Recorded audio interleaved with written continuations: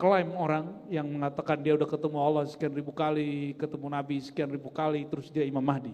Karena la nahkum birru'ya, kita tidak berhukum dengan mimpi. Nabi hanya menyebutkan itu sebagai mubasyarat, kabar menghibur bagi jiwa orang mukmin. Ya. Jadi apapun yang ada dalam tafsir mimpi itu cuma sekedar hiburan dan tanda. Tapi belum tentu sebenarnya seperti itu. Dan pernahkah Nabi keliru menerjemahkan mimpi, menafsir mimpi? Selevel Nabi pernah keliru. Mimpinya tidak keliru, tapi penerjemahan mimpinya keliru.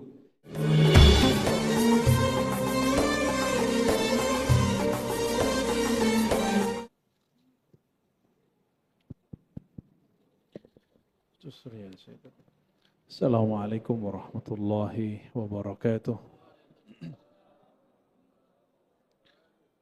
Alhamdulillahilladzi ja'alana mu'minina walhamdulillahilladzi ja'alana muslimina walhamdulillahilladzi faddalana bil ihsan.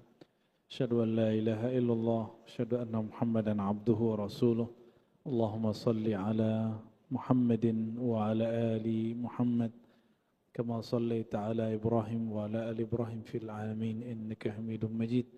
Allahumma salli ala sayyidina Muhammad al-Fatih lima ughliq wal khatim lima sabaq nasirul haqqi bil haqqi wal hadi ila siratikal mustaqim wa ala alihi haqqa qadrihi wa miqdarihi al-azim. Baik Bapak Ibu, saudara-saudariku yang karena Allah, bulan yang lalu kita mengkaji kitab Syu'abul Iman, cabang-cabang iman, bagian yang ke-7, yaitu mengimani hari kebangkitan. Lalu di situ kita gantung beberapa hal ya. Jadi nanti ketika kita dibangkitkan ada beberapa peristiwa nanti akan disebutkan di sini, nanti kita gabung dengan cabang yang ke-8. Mari kita baca suratul Fatihah. Semoga Allah membuka hati pikiran kita semua berkah. Surat pembuka. Ala hadin niyah wa likulli niyatin salihah. Al-Fatihah. Bismillahirrahmanirrahim. Ya na'budu wa nasta'in. Shiratal ladzina an'amta 'alaihim.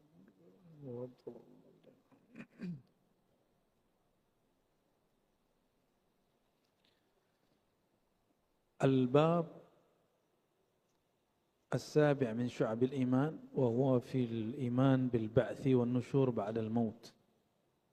Mengimani kebangkitan dan nusyur. Nusyur itu disebar kembali, dihidupkan kembali, dikembangkan kembali oleh Allah setelah mati.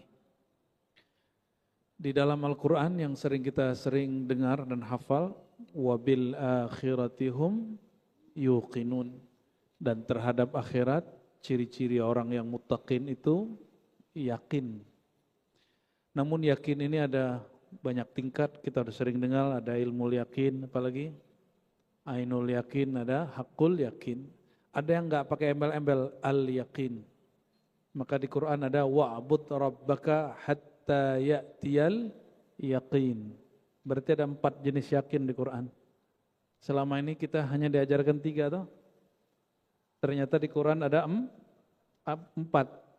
Kalau ilmul yakin, yakin berdasarkan pembuktian ilmiah. Ilmu, kabar, kata orang yang terpercaya, yang meneliti. Ulama kah dia, peneliti kah dia?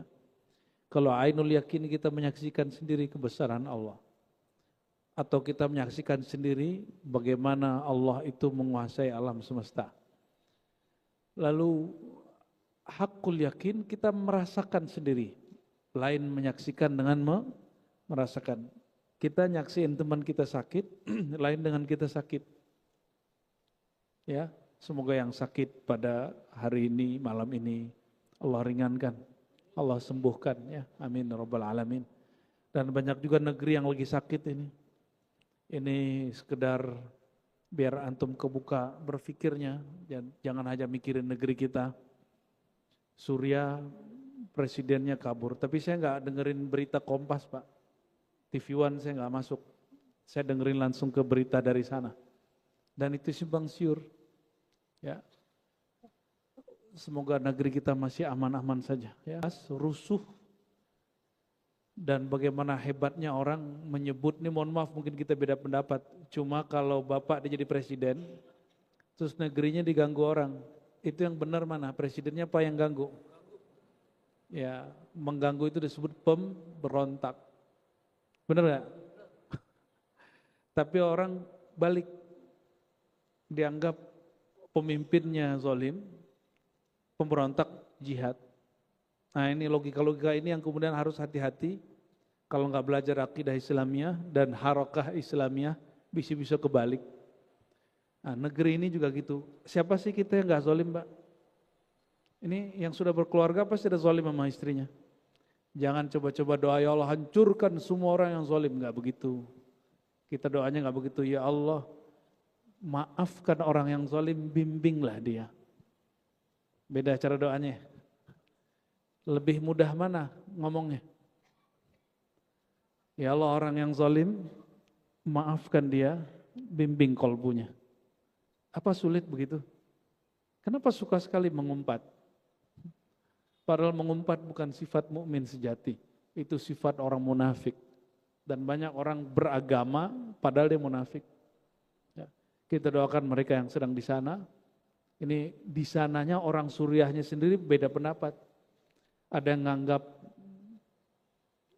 Bashar Assad yang benar, ada yang menganggap pemberontaknya yang benar ya. Ya pasti yang benar itu besar sekali Bapak Ibu. Suriah itu kecil sekali ya dibandingkan Indonesia. Maka Indonesia ini lebih rawan. Untung orangnya santai. Datang orang yang diaku-akui Imam Mahdi di Pakistan, nyampe di sini biasa aja. Di Malaysia rame, Pak. Di Malaysia dikeluarkan fatwa sesat. Di sini dicuekin aja sama MUI. Dicuekin sama jemaah yang cuma menyambut Ustadz akhir zaman aja. Nggak ada, nggak laku di sini. Karena di sini orangnya lebih horor daripada orang Pakistan. Kita beruntung negeri ini Allah ciptakan sesantai itu ya. Alhamdulillahirabbil. Ada orang ngaku jadi nabi di Parung biasa aja, Pak. Apalagi coba yang ngaku Imam Mahdi, jadi nabi aja biasa aja. Nah, santai ini dijaga, tapi jangan terlalu santai. Karena ini masanya sudah dekat. Ini alhamdulillah kita masih Allah izinkan ngaji. Buka kitab. Ya. Kenapa saya istiqomah buka kitab? Karena tidak semua khatir lintasan kolbu ilham itu betul-betul steril. Maka dia mesti ada pembandingnya. Apa yang kita rasa di sini mesti dibandingkan yang di sini. Ya. Supaya dia connect. Insya Allah. Hadis dan ayat-ayat dan hadis-hadis mengenai hari akhir sudah kita bahas pada bulan lalu. Sedangkan yang ini Al-Quran dan hadis-hadis yang berkaitan tentang suasana hari berbangkit. Bapak Ibu, kalau kita dibangkitkan Allah, yang tersisa apa? Masih ingat bulan lalu? Tulang ekor. Lalu percaya atau tidak dalam hadis dikatakan Allah turunkan hujan seperti air mani, sperma. Maka semua tulang-tulang kemudian berkembang lagi, yang tadi tulang ekor disebut zanab, nanti dia berkembang sampai semuanya lengkap, dan Allah sanggup mencipta bapak ibu tanpa orang tua. Bisa nggak? Sebagaimana Nabi Adam dicipta tanpa ayah dan ibu, maka Allah akan lakukan itu lagi pada kita semua. Nabi Isa ada ibu, ada ayahnya? Nggak ada. Sayyidah Hawa ada ayahnya, ada ibunya? Ayahnya Nabi Adam sendiri. Di syariat dia boleh menikah. Bahkan saudara dengan saudara boleh menikah di zaman Nabi Adam. Syariatnya begitu. Di syariat yang Allah turunkan di surga, setiap guru jadi kiblat murid. Maka murid kalau sujud, sujudnya kepada guru. Al-Quran, dan itu pasti sahih, ya, Allah berkalam, wa iz qulna lil malaikatis judu, ya, li'a dama, dan ingatlah ketika kami berkata kepada malaikat, sujudlah kepada Adam. Sujud kepada Adam. Berarti sujud kepada makhluk bukan berarti penyembahan, bisa berarti penghormatan. Ya. Syariat yang diturunkan Allah kepada para malaikat.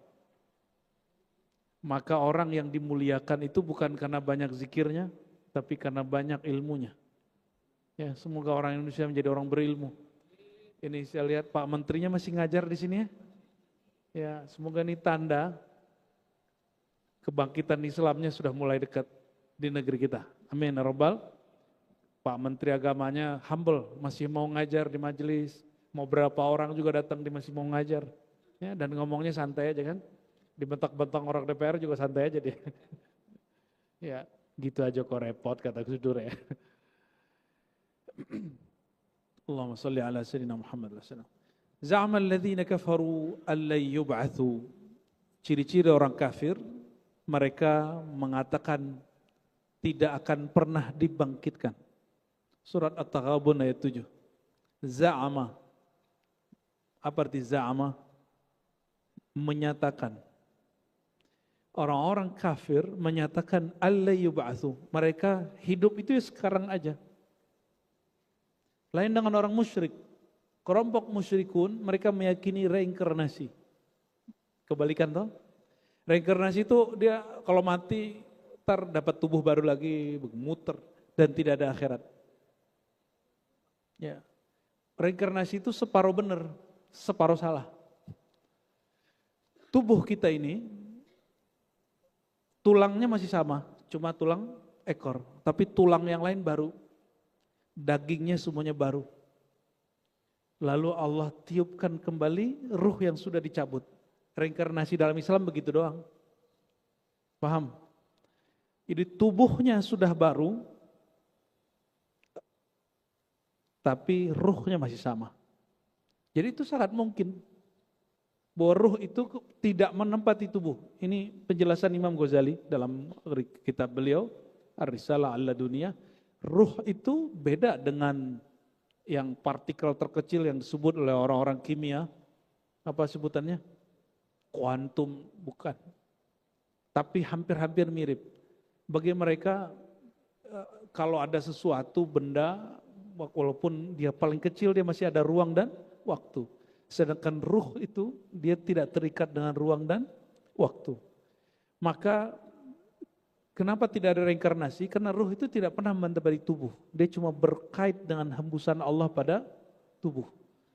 Maka kalau Bapak mohon maaf potong rambut, ruhnya kececeran enggak? Kalau ada orang dipotong tangan, ruhnya pisah enggak? Enggak. Kalau Bapak Ibu ini mimpi, ruhnya pergi enggak? Maka yang kita lihat, yang keluar waktu kita mimpi itu bukan ruh.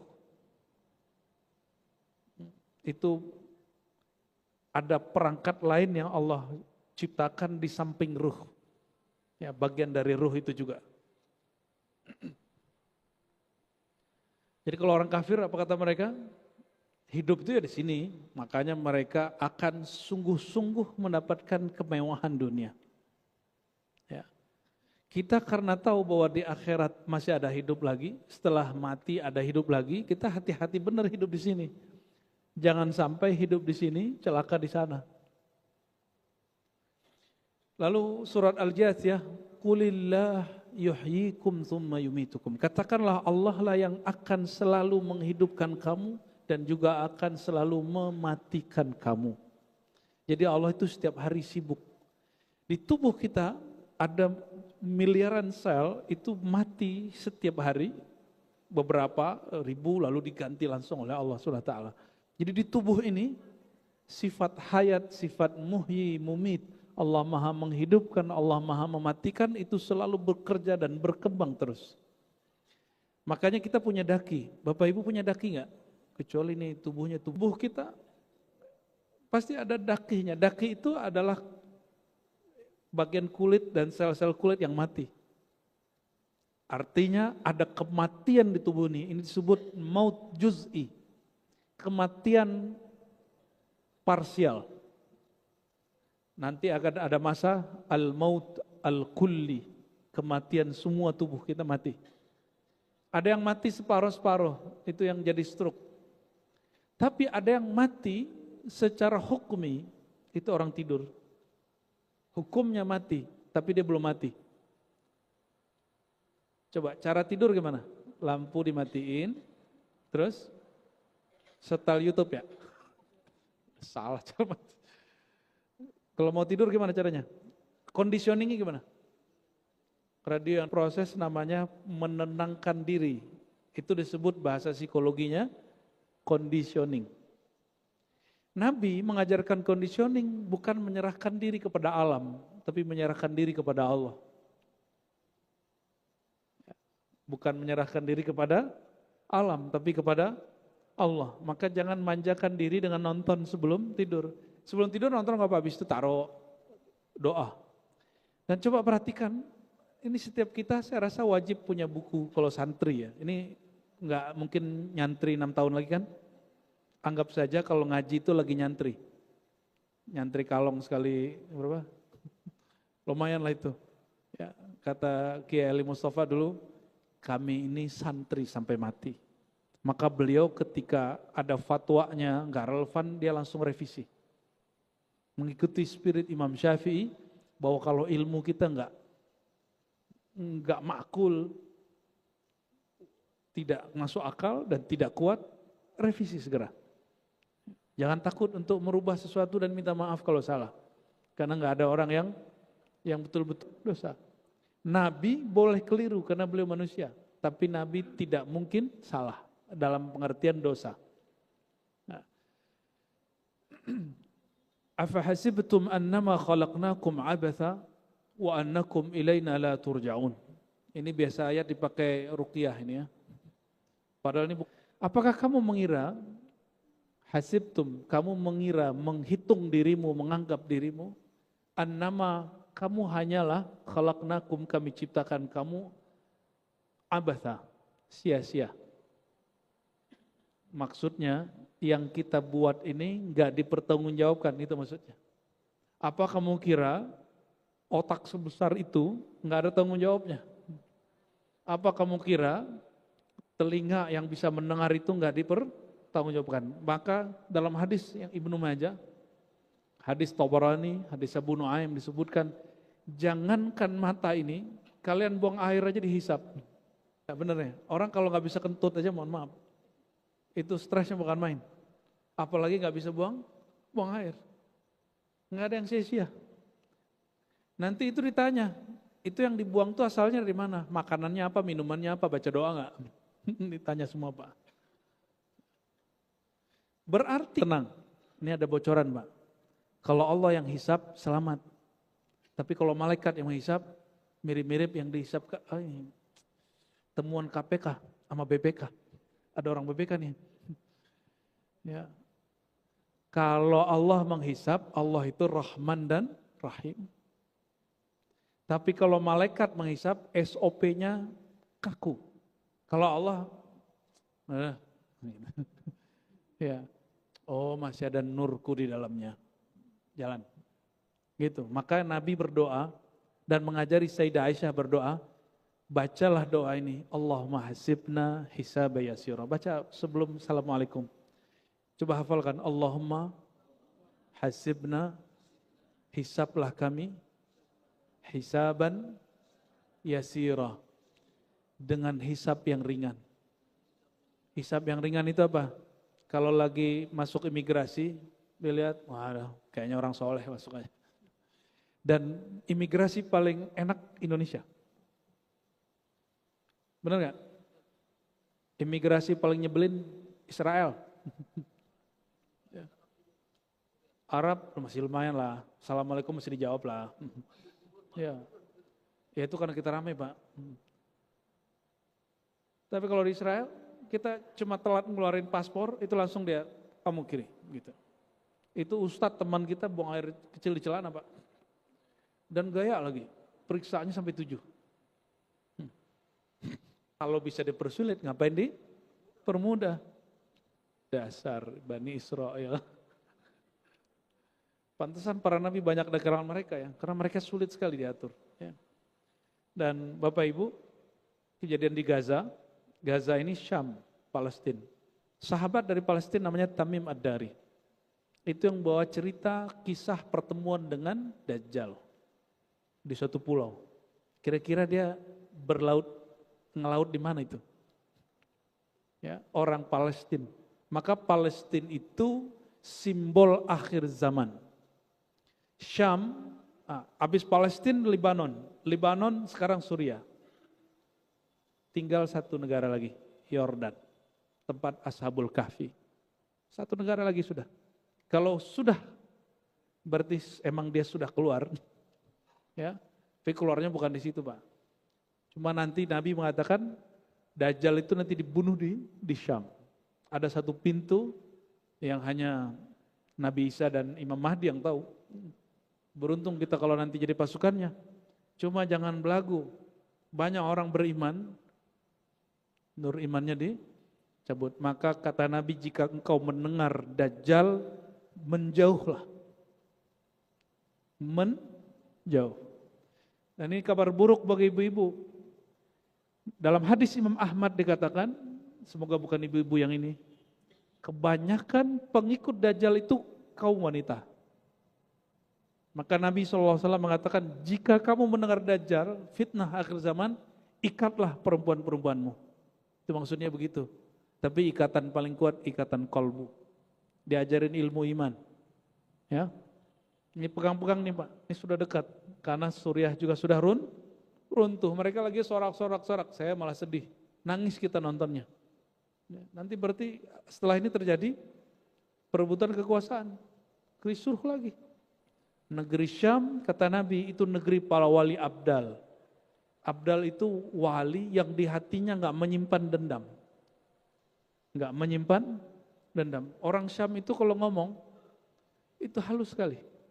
Dan saya bahasa Arabnya, lahajatnya, iramanya banyak terpengaruh mereka tanpa dibuat. Allah jaga, amin ya rabbal alamin. Apakah kamu mengira kamu dicipta abatha, sia-sia? Berarti ini sia-sia nggak nih? Apa ini? Ibu ada yang hilang nggak ininya? Ya, apa namanya? Ini nggak sia-sia ini.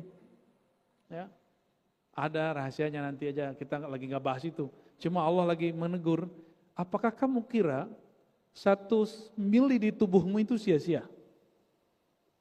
Enggak, ya. Bahkan kamu mengira annakum ilaina la turja'un? Itu. Ini pertanyaan dari Allah. Dan kamu juga mengira kamu tidak dipulangkan kepadaku? Oh, berarti Allah selalu ngomong gini, aku itu asal kalian ada di sisiku. Jangan lupa pulang. Berarti yang lupa pulang durhaka. Coba mohon maaf, ada orang sekolah tinggi-tinggi dengan kepada orang yang gak mau pulang. Ini kacang lupa kulitnya. Pulanglah, silakan kerja di luar negeri. Tapi abdikan dirimu beberapa hari, beberapa saat di dalam negeri. Ya. Saya masih ingat dosen saya yang lama di McGill, dia pulang. Apa kata dia? Emang kalau hidup nyaman, teratur di sana. Tapi kalau ingin mengabdi, berjuang di sini. Kalau ingin cinta kepada Allah, cinta negeri, hubbul watan di sini. Ya. Itu yang kita ambil ya. Maka kita banggalah ya, punya negeri sebesar ini, sebesar Eropa, dan Allah masih jaga. Dalam hadis yang lain disebutkan bahwa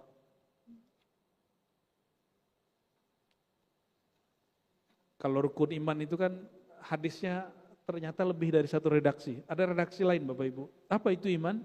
Antu'mina billahi wa malaikati wa kutubi wa rusul wa bil ba'thi ba'dal maut. Jadi ada satu redaksi rukun iman, percaya hari akhir itu kalimatnya enggak begitu. Redaksinya apa? Kalian percaya ada kebangkitan, ada kehidupan setelah kematian. Kita dikabarin begitu senang apa takut? Senang apa takut? Harusnya senang. Karena dunia ini begini-gini aja Bapak Ibu. Dulu muda, sekarang udah tua kan? Dulu punggungnya mau diapa-apain juga enak. Sekarang bangun tidur udah, hah? Ruku masih alhamdulillah. Coba kita ajak lari. Ya salam. Setelah dibangkit, Bapak Ibu, terjadi hujan sehari. Tapi ini sehari di alam sana. Tempatnya di bumi. Jadi kita dibangkitkan di mana? Di bumi ini atau bumi yang lain? Ya di sini dong. Ini kuburan kita. Maka bumi yang diperdebatkan orang-orang eksak, bumi enggak begitu. Maka kita enggak perlu tahu bumi ini flat ataupun bulat. Itu bukan bagian dari iman. Ketika banyak orang bertanya tentang hal-hal yang enggak penting, ada seorang sahabat bertanya begini, ya Rasulullah, mata sa'ah, kapan kiamat? Penasaran toh? Apa jawaban Nabi? Ma'adatta laha. Apa persiapanmu untuk itu? Saya enggak tertarik bicara bumi flat ataupun bumi bulat. Saya cuma bertanya, apa yang kita siapkan jika bumi ini adalah kuburan kita lalu kita dibangkitkan lagi setelah itu? Artinya apa Bapak Ibu? Tulang ekor itu tersimpan di situ semua memori yang kita lakukan sepanjang hidup. Ya, seluruh hidup kita ada di situ. Jadi semua bagian tubuh ini dia punya memori. Maka bagian tulang ekor itu bagian paling sensitif dari semua tubuh. Di situ ada kenikmatan, di situ ada kehidupan. Ini kan keluarnya dari situ semua kan? Ya, apa yang keluar dari batu? Seperti keyakinan orang Cina terhadap Sun Gokong.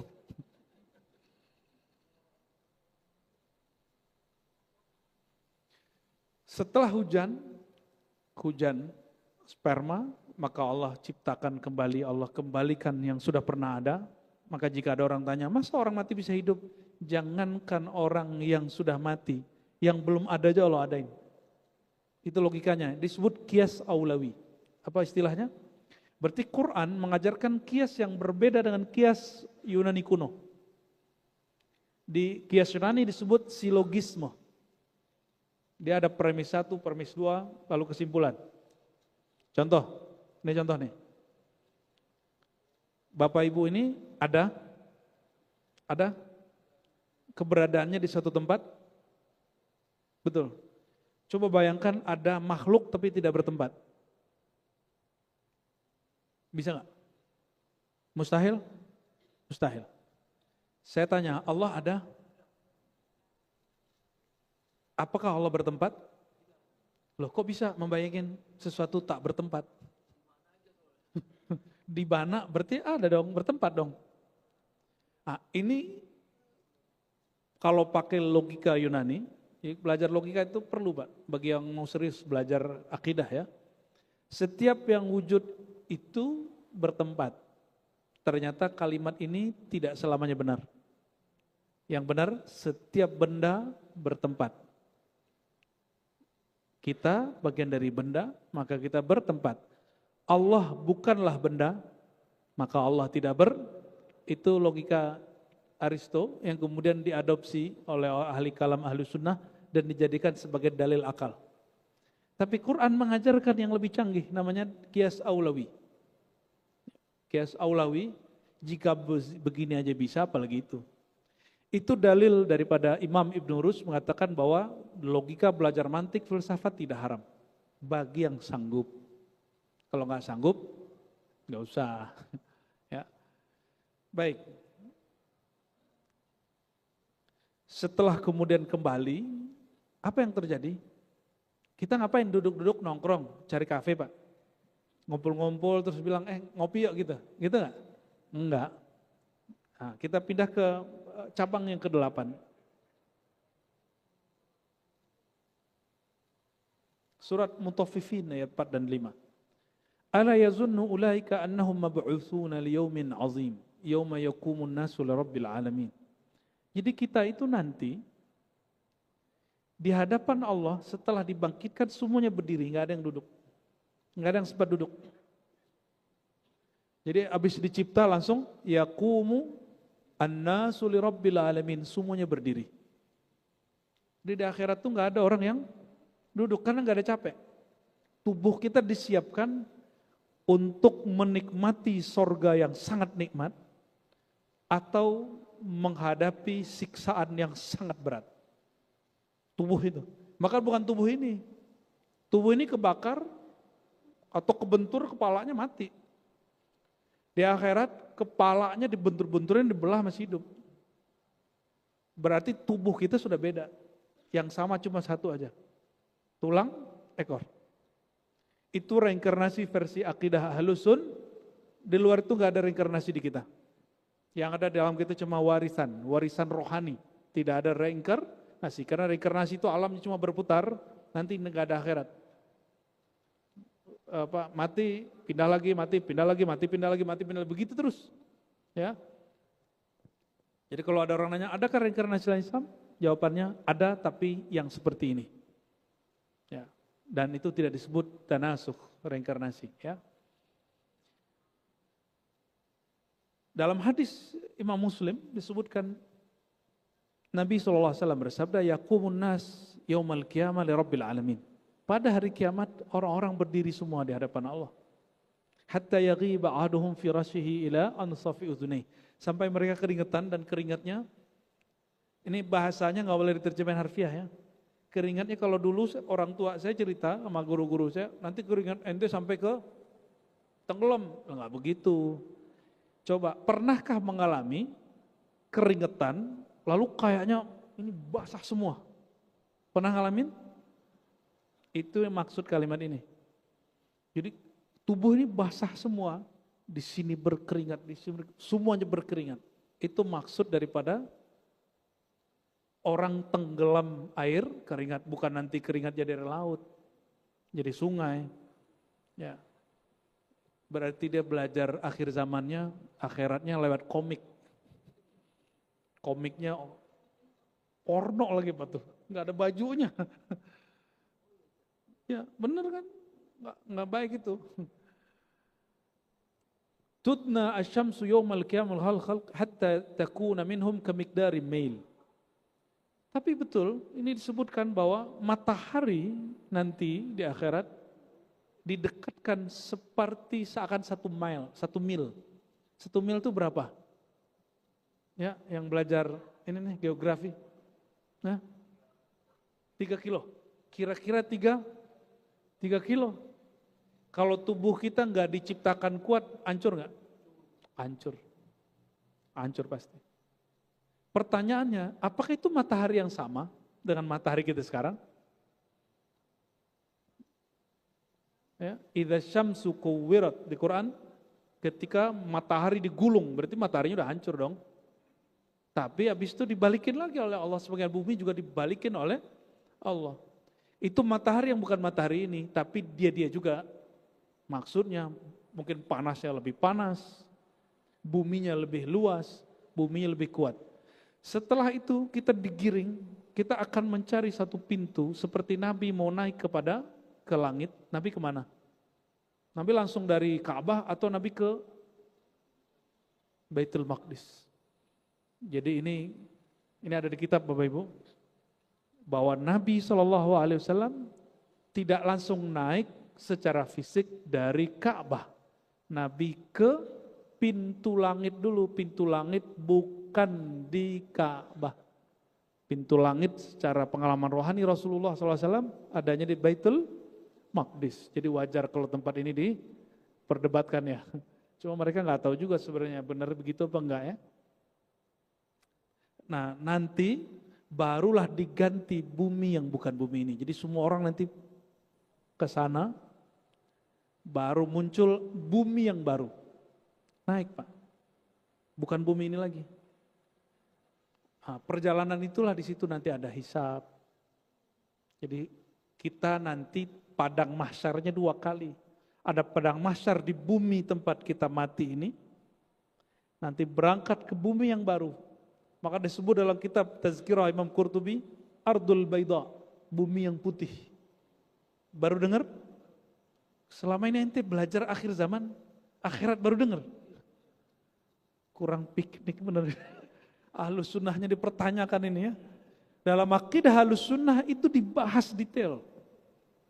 Tapi emang saya pun baru paham benar 2019 ke sini. Ya.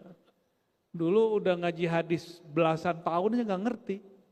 Karena dulu belajar hadis itu mau debat, niatnya mau debat Wahabi. Bukan untuk diri.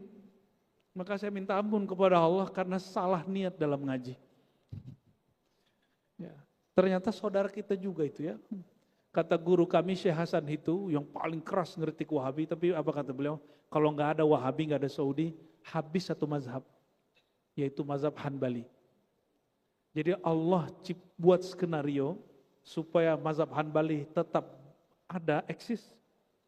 Itu lewat ulama Wahabi. Walaupun mereka tidak murni Hanbali. Kalau kabar dari guru kita yang 9 tahun di sana, ya, Allahyarham Syekh Ali Mustafa, apa kata beliau? Saya belajar 2 mazhab di sana, mazhab Syafi'i dan mazhab Hanbali. Maka beliau dikritik oleh guru kami dari Suriah, Syekh Taufik bin Muhammad Salih Al-Buti, kata beliau, ini Ali Mustafa ini kok aneh katanya.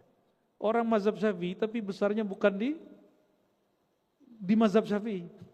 Maksudnya besarnya di kalangan Hanbali, itu maksud beliau. Jadi saudara kita juga itu Pak ya, cuma mungkin dia membid'ahkan Bapak Ibu. Jangan balas membid'ahkan mereka, itu sama mengumpat sifat dari kefasikan. Kalau ada orang mencaci kita katakan oh mereka nggak ngerti saya. Gitu ya. Tapi kalau ngajak debat boleh, ajak menghujat jangan. Bedakan berdebat dengan ya. Itu hadis yang keberapa ini ya?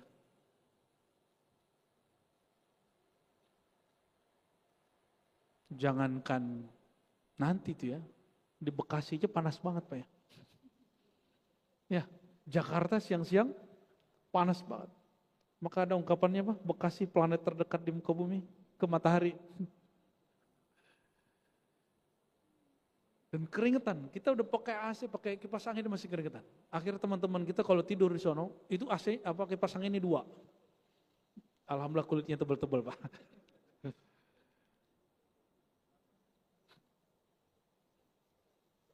Ini banyak sekali ayatnya. Dikatakan di sini dalam hadis ya. Pada perjalanan itu nanti orang-orang akan dihisap. Ini saya ceritakan secara naratif saja. Di perjalanan itu masing-masing kita akan mengalami pemeriksaan yang lebih mengerikan dari KPK dan BPK. Ya, jadi yang bekerja di 2 instansi itu harusnya lebih soleh dari kita, Pak.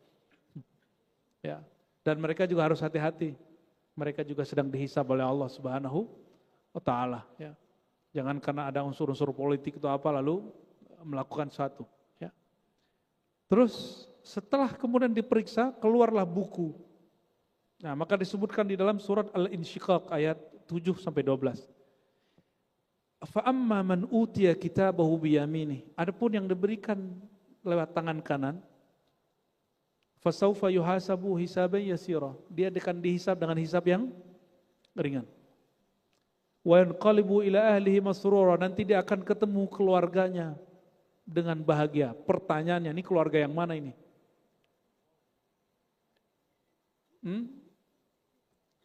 Masing-masing kita itu sudah ada keluarga yang nunggu di surga. Sudah ada yang nunggu di surga. Ada keluarga ukhrawi, ada keluarga dari dunia. Ini yang dimaksud adalah keluarga yang di surga.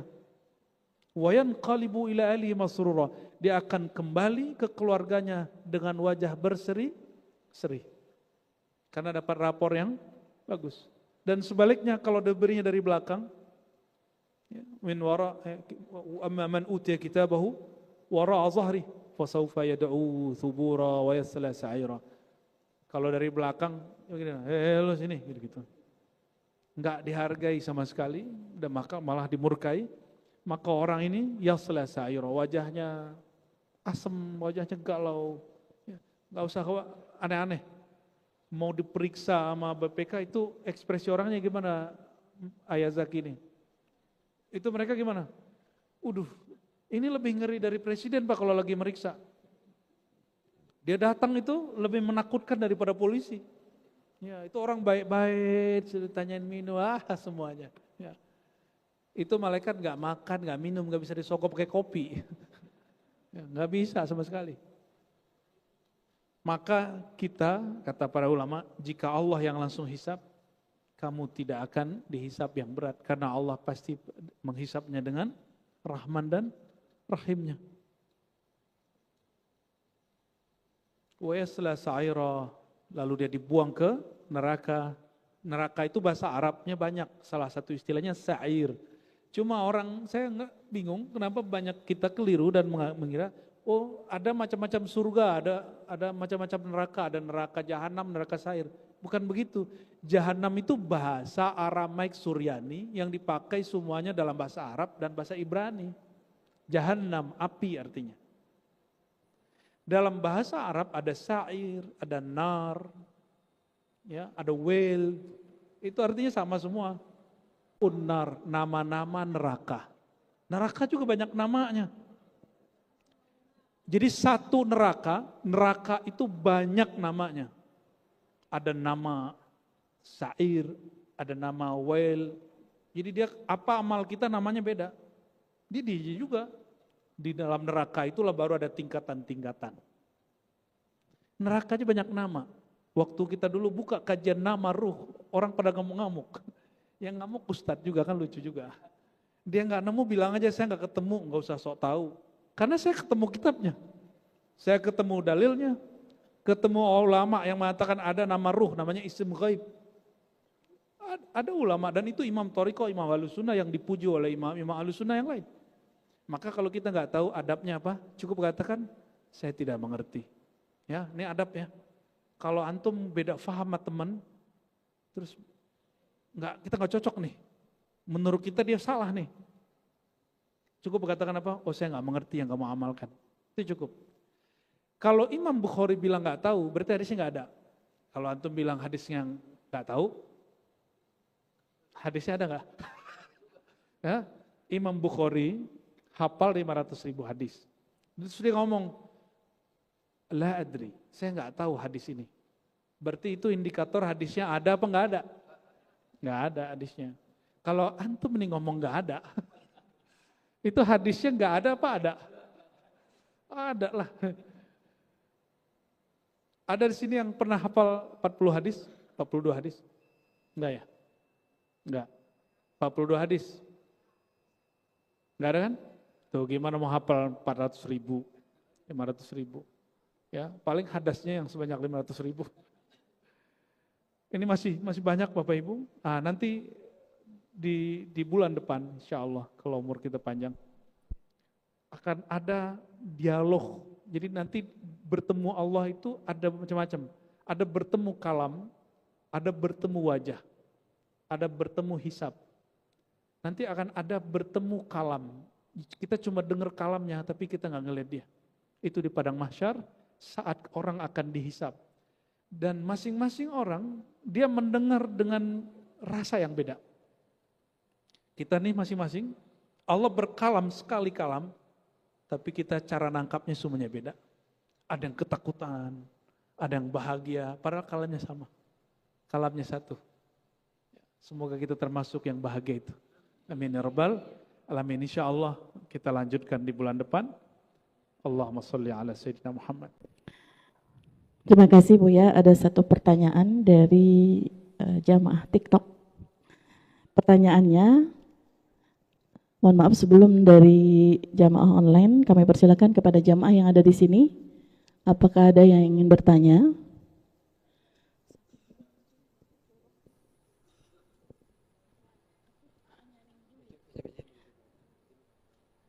Satu pertanyaan yang dari TikTok, tafsir mimpi yang ada di dalam kitab tafsir Ahlam itu apakah benar semua? Oke. Tafsir mimpi. Jangankan tafsir mimpi, tafsir Quran aja belum tentu benar.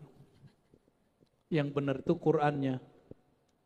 Mimpinya mungkin benar, tapi tafsirnya belum tentu benar. Tafsir mimpi atau juga disebut takbir mimpi. Mimpi bahasa Arabnya ru'ya. Ru'ya itu dari arti pandangan tapi bukan pandangan mata. sadar. Itu disebut ru'yah. Kalau memandang dengan kasat mata, ru'yah. Maka kalau kita mau bulan puasa disebut ru'yah. Dengan hisab atau ru'yah. Masih ingat? Ini bentar lagi orang debat nih. Hisab atau ru'yah? Saya nggak usah repot-repot ya, mau bocoran sunnah aja ya. Sesuai sunnah Nabi, Nabi tidak pernah pakai hisab. Sesuai sunnah Nabi, Nabi selalu pakai ru'yah. Nabi nggak pakai kasyaf. Merem, bulan udah terbit, nggak begitu? Nggak ya? Mimpi tidak pernah dijadikan sebagai alat dalil untuk menentukan suatu hukum. Mimpi itu kata Nabi hanya mubasyarat, kabar gembira.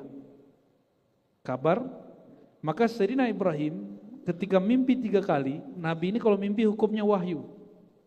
Tapi karena itu mimpi, dia tidak jadikan hukum, diajak dulu anaknya bicara. Apakah dia melihat yang sama? Karena anaknya juga seorang Nabi. Karena sama nampak dapat wahyu, baru dia kemudian mengamalkannya, melakukannya. Ya. Jadi tidak boleh berhukum dengan mimpi. Itu sebabnya saya tidak menerima klaim orang yang mengatakan dia udah ketemu Allah sekian ribu kali, ketemu Nabi sekian ribu kali, terus dia Imam Mahdi. Karena la nahkum birru'ya, kita tidak berhukum dengan mimpi. Nabi hanya menyebutkan itu sebagai mubasyarat, kabar menghibur bagi jiwa orang mukmin. Ya. Jadi apapun yang ada dalam tafsir mimpi itu cuma sekedar hiburan dan tanda. Tapi belum tentu sebenarnya seperti itu. Dan pernahkah Nabi keliru menerjemahkan mimpi, menafsir mimpi? Selevel Nabi pernah keliru. Mimpinya tidak keliru, tapi penerjemahan mimpinya keliru. Tahun ke-6 beliau dapat perintah dan dapat mimpi untuk haji dan umrah. Maka beliau langsung berangkat tahun ke-6 umrah. Ternyata gak kesampaian. Malah diboikot sampai 10 tahun walaupun tidak sampai. Udah setahun batal. Artinya apa? Selevel Nabi juga mentafsir mimpi. Dan itu boleh keliru. Keliru apa? Tanggalnya. Sama ketika ada orang dulu melihat, jadi kasyaf mimpi sama. Misalnya ada wali ini melihat dalam alam batinnya sesuatu, itu setara dengan mimpi. Terus dia bilang, yang bakal jadi presiden Indonesia nanti fulan gitu ya. Itu setara hukumnya dengan mimpi. Dia cuma kabar gembira, kita tidak boleh berhukum dengan itu. Dan orang boleh keliru. Cuma sayang, orang dulu yang menggunakan mimpi dan kasyaf gurunya itu tidak istiqomah. Tidak memahami bahwa bisa jadi tahunnya salah. Mimpinya benar, kasyafnya sahih, tapi tahunnya keliru. Toh benar toh sekarang. Ya, kita nggak tahu juga ya, panjang atau tidak ini. Kita doain aja lah sampai selesai ya. Ya, apa pertanyaannya Bang? Assalamualaikum Pak Ustadz. Assalamualaikum. Izin bertanya, Ustadz, saya saudara-saudara mungkin yang lain, saudara-saudara kita yang muslim kan kalau ibadah itu selalu berdoa supaya nanti pas sakaratul maut diberi kemudahan gitu Pak Ustadz, diringankan lah, nggak berat gitu. Bisa baca syahadat ya, syukur-syukur berdoa seperti itu. Tapi itu jarang sekali saya lihat ya diberikan ke setiap orang, walaupun setiap sholat berdoa gitu Pak Ustadz ke orang muslim. Bahkan keturunan Nabi yang bisa ketemu Allah sehari 70 kali, yang bisa memadamkan api neraka, itu juga mereka meninggalnya enggak baca syahadat dan gitu. Nah saya lihat, karena saya sering keluar masuk rumah sakit Pak Ustadz karena kerjaan ya, ada seorang non muslim, ibu-ibu Pak Ustadz, udah tua gitu ya, dia enggak pernah sholat, agamanya Katolik, enggak pernah sholat, enggak pernah puasa, enggak pernah ke masjid. Tapi pas dia sakaratul maut, subhanallah nih saya cerita nih pemberi, dia baca syahadat, selalu baca syahadat, asyhadu alla ilaha illallah wa asyhadu anna Muhammadur Rasulullah. Dia selalu mengulang-ulang sampai keluarganya juga bingung Pak Ustadz. Nah yang mau saya tanyakan, rahasia Allah seperti apa yang seperti ini? Gitu karena rahasia Allah dalam syahadat. maaf, Pertanyaannya apa? Langsung pertanyaannya. Orang non-muslim yang enggak pernah begitu? Oke, baik. meminta dalam keadaan Islam pas meninggal, dia mengucapkan syahadat. Baik. Rahasia Allah seperti apa yang seperti ini Pak Ustadz? Oke. Boleh satu lagi Pak Ustadz? Satu aja. Sudah mau komat. Takut nanti jamaah yang sudah punya hajat kita ganggu hajatnya. Kok bisa orang yang diklaim secara KTP statusnya non muslim tapi sebelum meninggal dia bersyahadat? Itu sama potensinya dengan orang yang berKTP muslim tapi sebelum meninggalnya tidak bersyahadat, itu sama. Jadi jangan senang dulu antum ini punya KTP muslim Islam terus nanti meninggalnya bersyahadat, nggak ada jaminan. Kenapa nggak ada jaminan? Innallaha yanzuru ila qulubikum. Allah itu memandang kolbu. Maka yang disebut dalam hadis Nabi, demi zatku yang ada dalam genggamannya, tiada Tuhan selain dia.